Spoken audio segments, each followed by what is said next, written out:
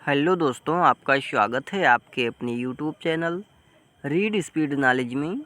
और आज के इस वीडियो में हम देखेंगे हिंदू एवं मुस्लिम विवाह में समानताएं एवं अंतर, अर्थात हिंदू और मुस्लिम विवाह में कौन कौन सी ऐसी समानताएं हैं जिसके आधार पर हम कह सकते हैं कि हिंदू विवाह और मुस्लिम विवाह दोनों एक ही है, और कौन कौन सी वो असमानताएं हैं जिसके आधार पर हम कह सकते हैं कि हिंदू विवाह और मुस्लिम विवाह दोनों एक दूसरे से भिन्न हैं।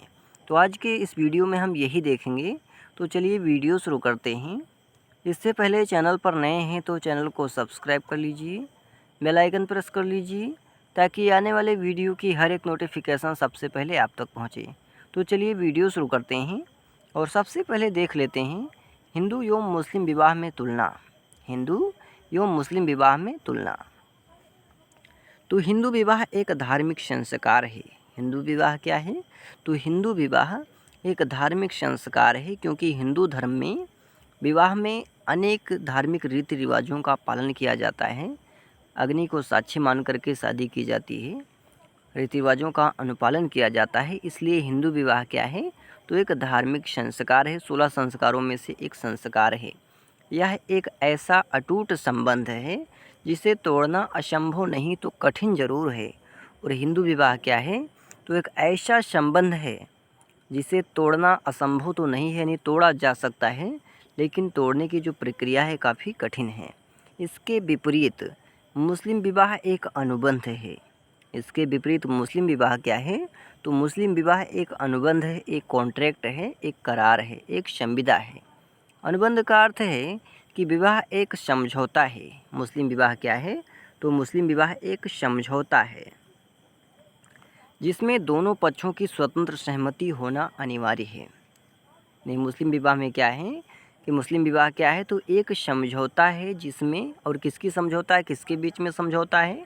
तो जिसमें दोनों पक्षों की स्वतंत्र सहमति होना अनिवार्य है। इस प्रकार से हिंदू और मुस्लिम विवाह की तुलना करने पर हमें इनमें अनेक समानताएं और असमानताएं दिखाई देती हैं। यानी ऊपर जो हमने पढ़ा, इस प्रकार से हिंदू और मुस्लिम विवाह की तुलना करने पर हमें अनेक समानताएं और असमानताएं इसमें दिखाई देती हैं, जिसके आधार पर हम इसके अंतर को समझ सकते हैं कि इसमें क्या अंतर है। तो सबसे पहले देख लेते हैं कौन कौन सी समानताएं हैं। तो हिंदू एवं मुस्लिम विवाह में निम्नलिखित समानताएं हैं।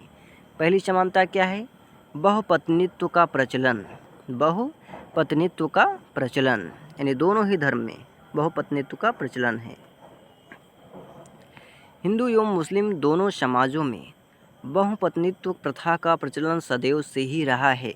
जैसे एक मुसलमान, यानी जिस प्रकार से एक मुसलमान व्यक्ति एक समय में 4 पत्नियां रख सकता है, यानी 4 बीवियां रख सकता है, उसी प्रकार हिंदू भी एक समय में कई पत्नियां रख सकता है। हालांकि अब हिंदू विवाह अधिनियम 1955 द्वारा अब इसे समाप्त कर दिया गया है। यानी पहले के जो राजा महाराजा हुआ करते थे वो एक समय में एक से अधिक, यानी 4 पत्नियां 5 पत्नियां तक रख सकते थे, लेकिन अब इसको हिंदू विवाह अधिनियम 1955 द्वारा समाप्त कर दिया गया है। इस प्रकार के विवाह का प्रचलन हिंदू धर्म में पहले था, यानी अब नहीं है प्रचलन में, पहले था।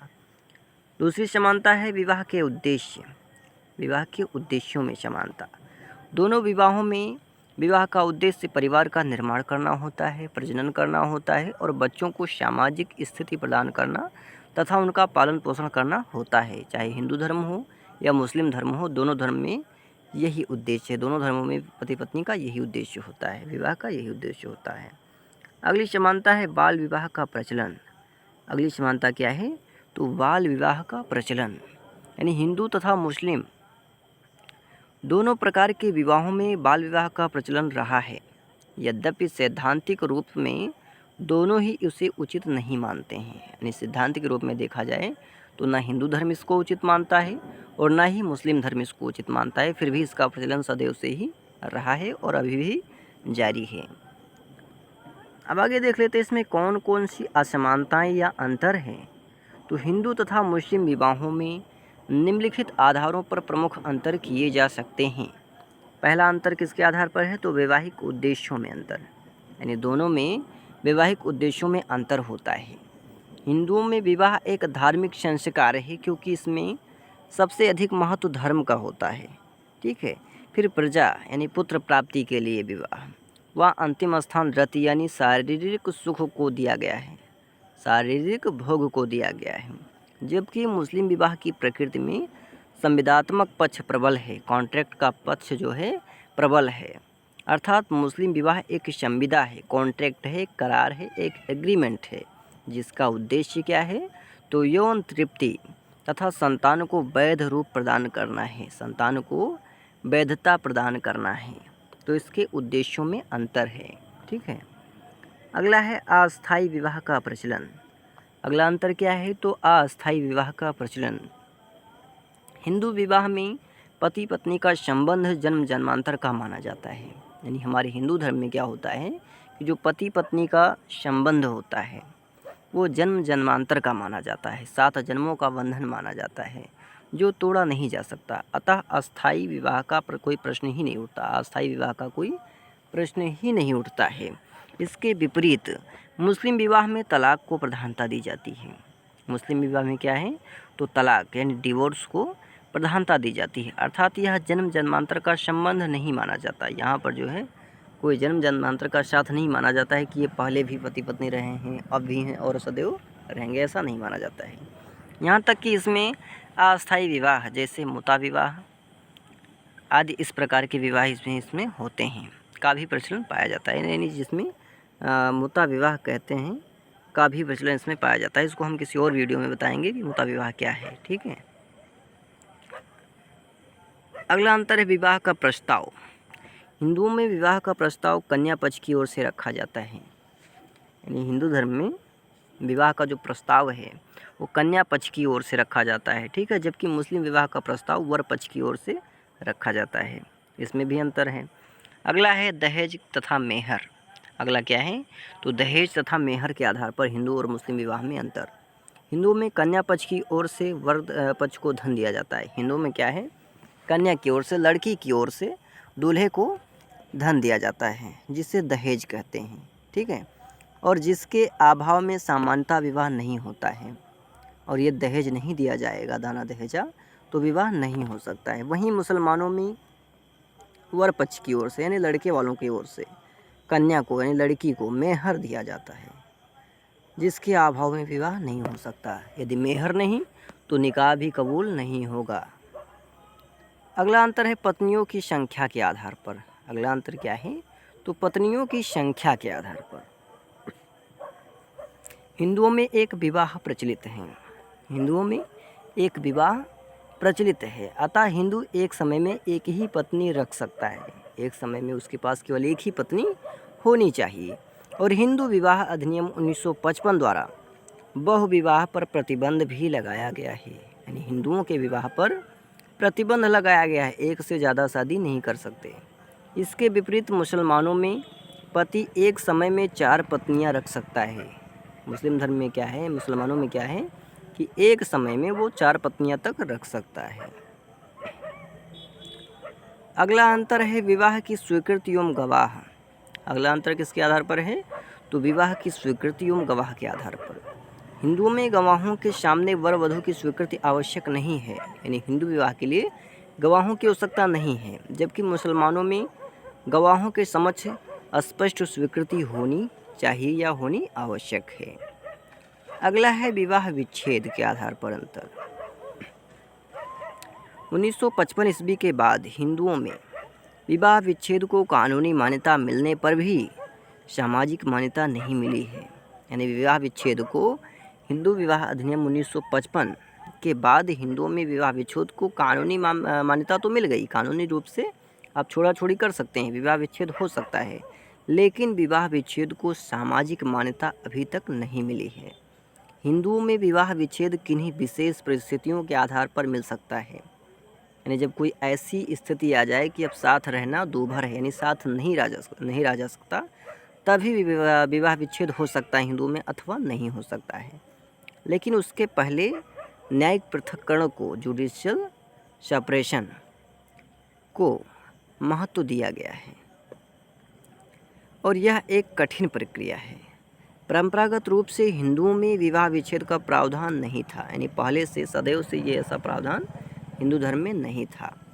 इसके विपरीत मुसलमानों में विवाह विच्छेद की मान्यता है, यानी विवाह विच्छेद को मान्यता प्रदान की गई है तथा यह अत्यंत सरल है, बहुत ही सरल है।